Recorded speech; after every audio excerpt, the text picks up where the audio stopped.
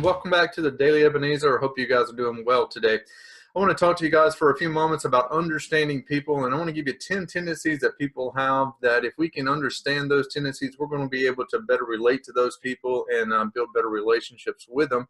Now, this particular series is more focused on nonprofit organizations and ministry because we deal with volunteers where people aren't paid to do something. So it's real important that we build those relationships and understand how to relate to those people well. In each section, you'll have a scripture reference. I'm not going to break those down for us just to save time today, but feel free to print off the free notes at the end of this website here and use those to go through, study the scriptures, and see how it will help you relate to each tendency. All right, number one, people are insecure. We need to give them confidence. And there's all kind of different types of insecurities, and a lot of people are insecure about different things. But if we can help people be secure about themselves and build confidence, we're going to have friends for life. We're going to have people that really perform well on our teams. There's an old saying that hurting people hurt people, but secure people offer security. And we need to be those secure people. We need to offer security to people. And it's so important that we build confidence with people. All right, number two, people like to feel special, so find a way to honor them. This is so important with volunteers. You know, they're giving up their time to help our teams, to help our ministries. And if we'll take time to thank them and honor them, they're going to always perform more or better for us at all times. There's a saying that says, you know, if you're dealing with yourself, you use your head. So you're figuring out a way to make yourself better, to intentionally grow and stuff. But when you deal with people, use your heart and you think about what's important to that person. You know, is it just a simple thank you that they respond to, or maybe a handwritten note or a public recognition or something, but find a way to honor people.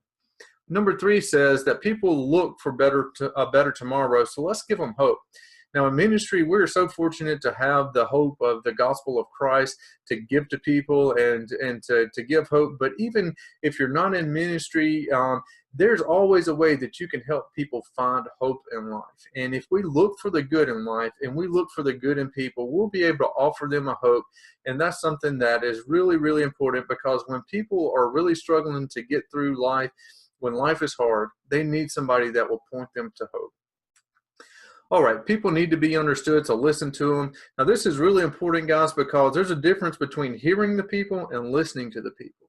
We need to listen to people. We need to hear what they're saying, comprehend what they're saying, and be able to respond and react to what they're saying in a positive way. A lot of times we just hear what they're saying and it sort of goes in one ear and out the other because we're thinking about other things. But we need to understand people, and they want us to understand. Sometimes the most powerful thing we can do as a leader or a ministry lead or team leader is just to listen to people. Not really say a whole lot, but just listen to people. There's a saying that says to connect to others, understand the keys to their heart, and we can understand those keys by listening and being an active listener. All right, guys, number five, people lack direction, navigate for them. And what I mean by that, especially in teams and volunteers and ministry areas, people are willing to serve and do things, but they don't always know how to follow the course or at least know how to navigate to get to where we need them to get to. And so as a leader, we need to step up and plot that course for people and help navigate for them. Anybody can stand behind the rudder and steer the ship, but it usually takes a leader that's willing to step up to plot the course. And so navigate for people, help give them a clear direction, and let them steer that ship. All right, number six, people are needy. Speak to their needs. And I don't mean that in a negative connotation. What I mean is people have real needs. You know, you see people every day, and people have financial needs. They have marital needs.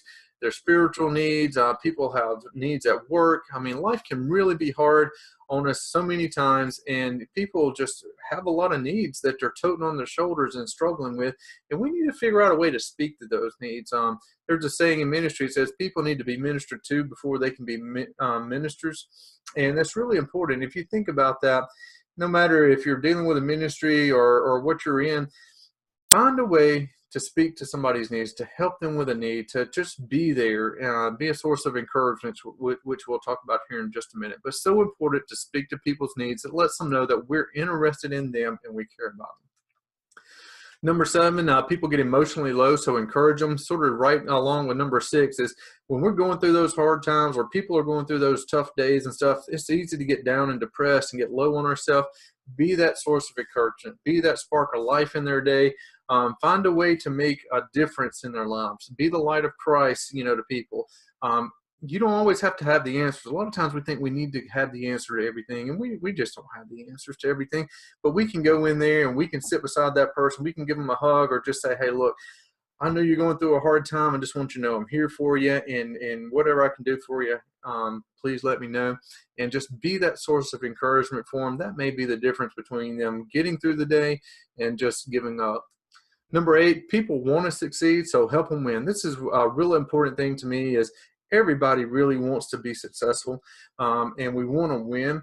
And so find a way to help people win. When you reach out to others and you help them achieve their goals, they're going to return that favor for you. And what you want to do is you want to get to know people and build relationships with people and find out what's important to them. What's their goal in life? What are they trying to get to? And then find out a way you can add value to their life and help them win. All right, number 9, people desire relationships. So provide community, provide a relationship. There's a principle called the 101 principle, and it just simply says that if every person that's in your circle that you're around, you can find at least 1% that you have in common with that person. And when you find that 1%, give it 100% of your time, and you're going to build a great relationship. And guys, relationships are they're going away, and it sounds silly in a technology age with social media and everything where everybody's got so many connections with people. But I read a study not long ago that says that in 2015 we are one of the loneliest societies that's in the history of the world, just because we have relationships that are based on social media and different things, but they're all temperamental. Okay, it's time to build those true relationships, because that's what people are looking for. They want that personal connection with somebody, and we can give that to them. Number 10, the people seek models to follow. So let's be that example, guys. You think about it yourself in your personal life. There's probably somebody that you look at in life, say, hey, I really want to be more like that person. Or there's a mentor, somebody saying, I wish I could spend time and just listen to that person and pick their brain, or, and find out how they got to where they are. You can be that person too. And maybe you're sitting there saying, no, I'm not even anywhere close. I've got all kind of problems. But there's somebody in your circle that looks up to you and they want to be more like you. People do what they're influenced by. So number 1, we need to be a positive influence. Let's don't be the negative influence and constantly putting out bad and negative vibes, but let's be positive around people, give them something positive to look at. And people are drawn to people that inspire them. So be inspirational. Help people win, help encourage people, and people will want to follow you. We attract people like ourselves, so it's important that individually we take time every day or every week to grow, to better ourselves, to be the best that we can be and continually learn. And by doing that, we're going to attract better and better people that's going to help make us stronger too. Guys, I hope you really enjoyed this. Just real quick, let's talk about 10 action steps that we can do to build those relationships and better understand people. We can give people confidence. We can honor people. We can give people hope. We can listen to the people. We can navigate for them and speak to their needs. We can encourage people. We can help people win. We can provide community and relation for them, and we can be the example. Guys, I hope you had a great time watching this video and learned a few things about understanding people. If you have any questions or comments, feel free to drop me an email to info@thedailyebenezer.com, and subscribe to the YouTube channel, and we'll have some more great stuff coming out soon. Thank you so much for all you're doing. Have a great day.